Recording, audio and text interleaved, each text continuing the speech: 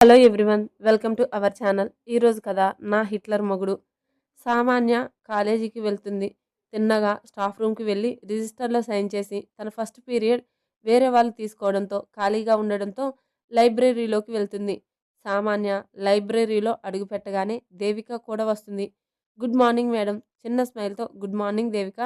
వీళ్ళు ఇలా గొంతు తెరవగానే లైబ్రరీయన్ సైలెంట్ అని అరుస్తుంది. ఇద్దరు నాలుక కరుచుకొని పద అని సైగ చేసుకొని ఒక పక్కన బుక్స్ ర్యాక్ వైపు వెళ్తారు. చిన్నగా ఏంటి క్లాస్ లేదా? ఇప్పుడు ఉంది కానీ ఆ క్లాస్ బోర్ ఉన్నా అర్థం కాదు. అందుకే ఇక్కడికి వస్తా. సరే చదువుకో అని తనకి కావలసిన బుక్ దొరకడంతో తీసుకుని వెళ్ళిపోతుంటే మేడం ఒక్క నిమిషం ఆగండి అని దేవిక సామాన్యాన్ని ఒకసారి కింద నుంచి పైకి చూస్తుంది. ఏంటి దేవిక అలా చూస్తున్నావు? మేడం నిన్న మీరు డ్రెస్లో వచ్చారు, ఈరోజు శారీ. నిన్న కూడా శారీనే అనుకున్నా కానీ లాస్ట్ మినిట్లో శారీ స్పాయిల్ అయింది. టైం కూడా లేదు, అందుకే డ్రెస్. ఈరోజు నార్మల్ శారీ అంతే, అందులో ఏముంది? శారీలో సూపర్గా ఉన్నారు తెలుసా, క్యూట్గా. సరే నన్ను పొగిడింది చాలు కానీ పోయి చదువుకోపో అని చిన్నగా కసిరి నవ్వుకొని నెక్స్ట్ పీరియడ్కి టైం అవుతుందని వెళ్తుంది. దేవికే వెళ్తున్న సామాన్య వైపునే చూస్తుంటే తన ఫ్రెండ్ వచ్చి కదిలించడంతో తనకి కావలసిన బుక్స్ తీసుకునే పనిలో పడుతుంది. ఇంకా అంతా ఎప్పట్లాగే జరుగుతూ ఉంది. జానకి మళ్ళీ సామాన్యాన్ని ఇరిటేట్ చేస్తూనే ఉంటుంది. కానీ ఈసారి అసలు పట్టించుకోలేదు. తన పని చేసుకుంటుంది. కాలేజీ టైం కూడా అయిపోయింది. మళ్ళీ ఇద్దరు పార్కులో కలుసుకొని మాట్లాడుకుంటూ ఉన్నారు. ఇద్దరు పార్కులో ఉన్న సంగతి సెక్యూరిటీ ఆదిత్యకి పోస్ట్ చేశారు. ఆదిత్యకి అసలే ఫ్యామిలీ మీద థ్రెడ్ ఉంది. ఆ అభిరామ్ కూడా భూషణ్తో కలిసి ఉన్నాడు. ఏం ప్రమాదం వస్తుందో మధ్యలోకి దేవికాని లాగుతారా ఏమో, తనకి ఏమైనా అవుతుందేమో అన్న భయంతో సామాన్యం మీద కోపం పీక్స్లోకి వెళ్ళింది. ఆ కోపంతోనే స్పీడ్గా ఆఫీస్ నుంచి దేవిక వాళ్ళు ఉన్న పార్కుకి వెళ్తాడు. అప్పుడు తన ముందు జరుగుతుంది చూస్తూ ఉంటారు. దేవిక సామాన్య పార్కుకి వెళ్ళి అక్కడ ఎన్విరాన్మెంట్ బాగుండడంతో మాట్లాడుతూ తిరుగుతూ ఉంటారు. దేవిక నిన్ను ఒకటి అడుగుతాను ఏమనుకోకు. Why you are connect to me? ఒక నవ్వు నవ్వి డోంట్ నో అంటూ ముందు తట్టుకొని కింద పడబోతుంటే సామాన్య పట్టుకొని హే జాగ్రత్త చూసి నడువు అమ్మా.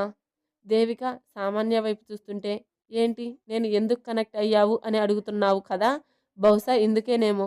సామాన్యకి అర్థం కాక చూస్తుంటే నువ్వు నేను ఇంతకు ముందు ఒకసారి కలిశాము, నీకు తెలియదు కానీ నాకు తెలుసు. ఏంటి నువ్వు నేను కలిశామా?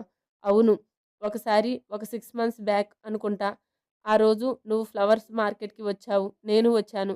కాకుంటే స్కార్ఫ్లో ఉన్న నన్ను ఒకడు నెడితే అమ్మా అనుకుంటూ పక్కన ఉన్న గుణపం మీద పడబోయా.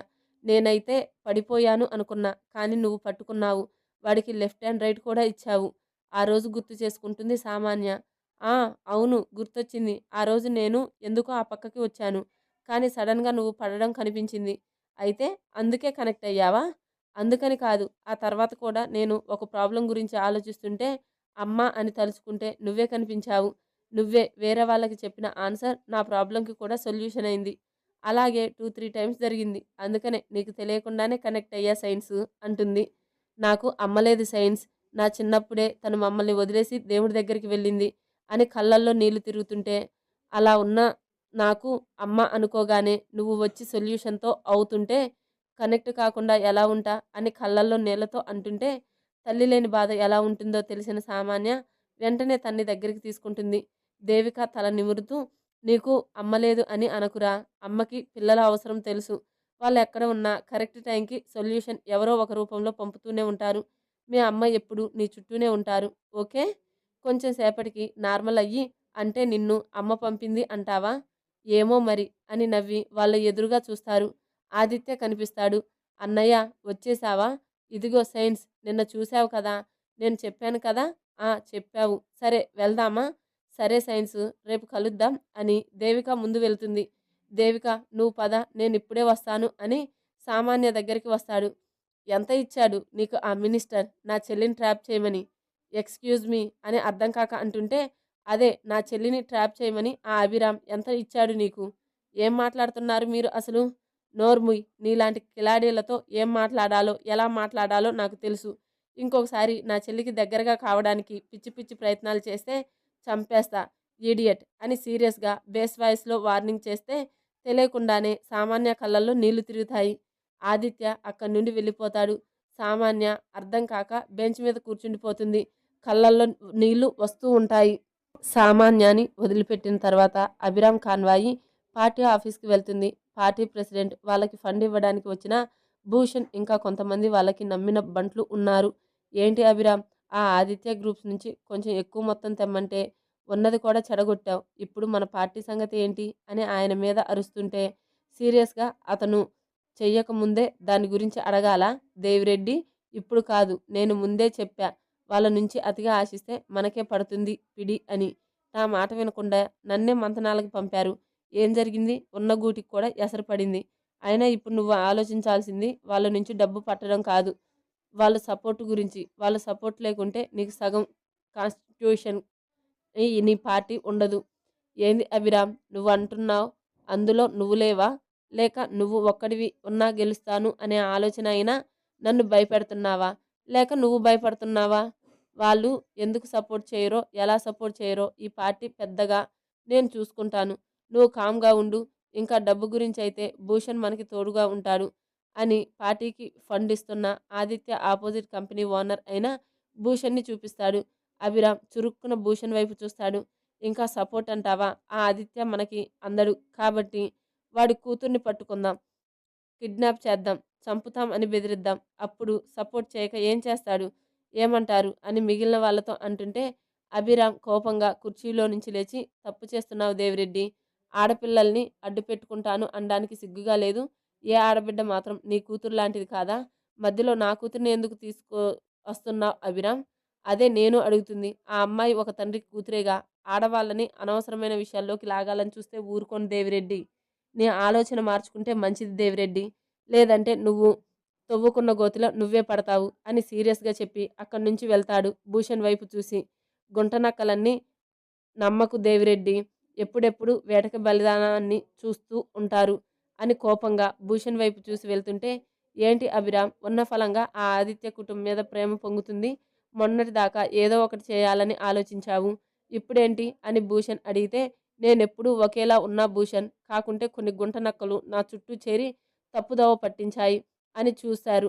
అందుకే అని కోపంగా అంటే, ఏంటి అభిరామ్ నీ ఇష్టానికి మాట్లాడుతున్నావు? అయినా నువ్వు చెబితే నేను వినాలా? ఇక్కడ నేను మాత్రమే పెద్ద, నన్ను కాదు అని ఎవరు అడుగు ముందుకు వేయలేరు. ఆ రోజు నువ్వు వెళ్దాం అంటేనే కదా ఆయన పార్టీ ఫండ్ కూడా ఇవ్వను అంది. ఈరోజు నువ్వే ఆ పిల్లని అడ్డుపెట్టే కదా నడిపించాలి. లేదంటే నీ కల కలగానే మిలుగుతుంది అని అంటుంటే అభిరామ్ పిడికిలి బిగించి, చెయ్యను. అయితే ఏం చేస్తావు? మంత్రి పదవి తీసేస్తావా? తీ. అయినా నువ్వు తీసేదేంటి? నేనే ఈ మంత్రి పదవి వదిలేస్తున్నా. అసలు నేను ఈ పార్టీలోకి వచ్చింది ప్రజలకి ఏమైనా చేద్దామని. కానీ మీరు మీ కుళ్ళు రాజకీయాలతో జనాల కంటే మీరు ఎక్కువ బాగుపడ్డారు. మూర్తి, రాజీనామా లెటర్ కొట్టించు. మంత్రి పదవికి కాదు, ఈ పార్టీ సభ్యత్వం నుంచి, ఎమ్మెల్యే పదవి నుంచి కూడా ఎలక్షన్కి గట్టిగా 4 నెలలు దేవిరెడ్డి. ఈ టైంలో నాతో శత్రుత్వానికి దిగావు. చూస్తూ ఉండు అని చిటికి వేసి భూషణ్ వైపు కూడా చూసి వార్నింగ్ ఇచ్చి వెళ్తుంటే, ఏంటి అభిరామ్ ఆవేశంలో ఉన్నావు? నాతో కూడా శత్రుత్వంకి దిగుతున్నావా? మంచిది కాదు నీకు, నీ కుటుంబం అని భూషణ్ మాట పూర్తి కాకుండానే గొంతు పట్టుకొని, నా కుటుంబం జోలికి రాకు భూషణ్. అయినా వస్తాను అంటే నిన్న నా కూతురు కోసం పంపిన ఆ లారీవాడి పరిస్థితి తెలుసు కదా అని భూషణ్ని ఒక తోపు తోసి అందరికీ ఒక సీరియస్ లుక్ ఇచ్చి అక్కడి నుంచి బయటికి వస్తాడు. సాయంత్రానికి మంత్రిని రాజీనామా అని హాట్ న్యూస్ అన్ని ఛానల్స్లో మారిమోగుతూనే ఉంటాయి. ఆదిత్య సామాన్యాన్ని తిట్టేసి అక్కడి నుంచి వెళ్ళిపోయాడు. సామాన్య అర్థం కాక బెంచ్ మీద కూర్చుండిపోతుంది. కళ్ళల్లో నీళ్లు వస్తూ ఉంటాయి. ఇప్పుడు నేనేం చేశాను అని ఆయన అలా అన్నారు. ఆయన చెల్లితో ఎవరూ మాట్లాడకూడదా? అయినా నేనేం చేశా ఇప్పుడు అని కళ్ళు తుడుచుకుంటూ, తను నాతో క్లోజ్ అయింది. నాకు తన మాట నచ్చి ఫ్రెండ్ అయ్యాం. అయినా మేము కలిసింది నిన్న. ఇప్పుడు నేనేం చేశా? అసలు అలా తిట్టి వెళ్ళారు. ఈసారి రానివ్వు చెప్తా. అయినా ఆయనకి నాన్నకి ప్రాబ్లం ఉంటే వాళ్ళు చూసుకోవాలి కానీ మమ్మల్ని ఎందుకు లాగడం అని అనుకుంటూ ఉంటుంది. మరొక పక్క ఆదిత్యను తిట్టుకుంటూ ఉంటుంది. ఈలోపు విజయ్ వస్తాడు. ఏంట్రా అలా ఉన్నావు? ఏం లేదు ఊరికే, వెళ్దామా అని నార్మల్ అయ్యి మాట్లాడుతుంది. ఏమైంది? ఎలా అలా ఉన్నావేంట్రా? అన్నయ్య, వెళ్దాం పద అని ముందుకు వెళ్తుంది. వెనుక అజయ్. ఇద్దరు కారులో ఇంటికి స్టార్ట్ అవుతారు. మార్నింగ్ ఎలా వచ్చావురా? నాన్న వదిలారన్నయ్య. నాన్న అని హ్యాపీగా అంటుంది. ఆ హ్యాపీనెస్ తన కళ్ళల్లో కనిపిస్తుంటే విజయ్కి కూడా హ్యాపీగా ఉంటుంది. అలా ఉదయం తన గురించి తెలుసుకున్నాడు అని ఒక హ్యాపీనెస్‌తో చెప్తూ ఉంటుంది విజయ్‌కి. విజయ్ కూడా వింటూ ఉంటాడు. ఇద్దరూ ఇంటికి చేరతారు. ఇంటికి ముందు కొంచెం జనాభా ఎక్కువగా ఉంటారు. పొలిటీషియన్స్ కదా అని నార్మల్‌గా ఉంటారు. కానీ ఏదో కొడుతూ ఉంటేనే ఇద్దరు ఇంట్లోకి వచ్చేసరికి న్యూస్ ఛానెల్‌లో వస్తున్న న్యూస్ చూస్తూ అక్కడే ఆగుతారు. మరి నెక్స్ట్ ఏం జరుగుతుందో తెలుసుకోవాలనుకుంటే స్టోరీ కంటిన్యూ చేయాల్సిందే. మీరు చదవాల్సిందే. Please subscribe to my channel. Thank you.